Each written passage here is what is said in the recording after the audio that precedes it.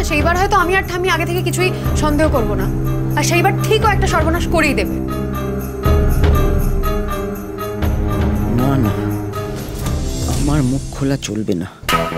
কিছুতেই চিনির বিরুদ্ধে যাওয়া যাবে না, আবার হেমের বিরুদ্ধেও না। ভারসাম্য বজায় রাখতে হবে।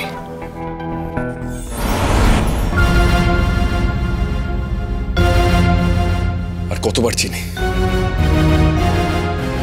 কতবার তুমি আমাকে এইভাবে যন্ত্রণা দেবে? কতবার?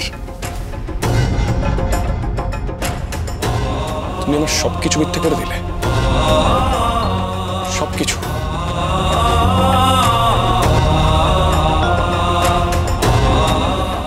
কেন? আমি আর কোনোদিন তোমার মুখ দর্শন করব না। তোমার মুখ দেখলে তো আমি দুর্বল হয়ে যাব। আর না, আবার সেই কষ্ট না, না।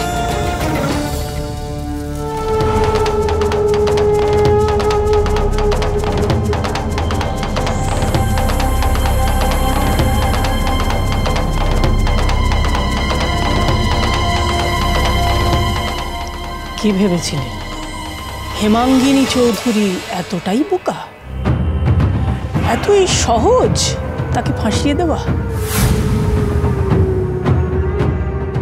শুধু সোজা নয়, অসম্ভব।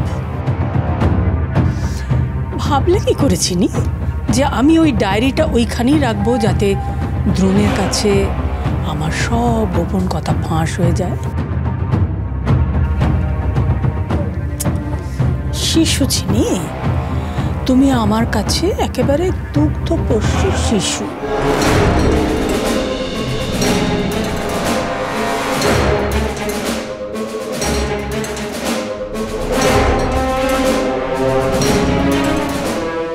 আর তোমার খেলা এখানেই শেষ। খেলা তো সবে শুরু করতাম, চিনি যে হাঁটতে শেখেনি। বটে, দাপট এখনো কমেনি দেখছি। তবে তোমার দাপট, তোমার খেলা এ বাড়ি থেকে বেরিয়ে গিয়ে অন্য কোথাও গিয়ে দেখিও কেমন?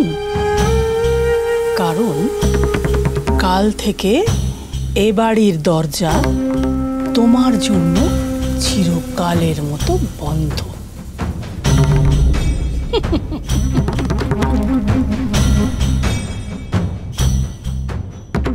চিনিকে আপনি এখনো চেনেননি কর্তামা?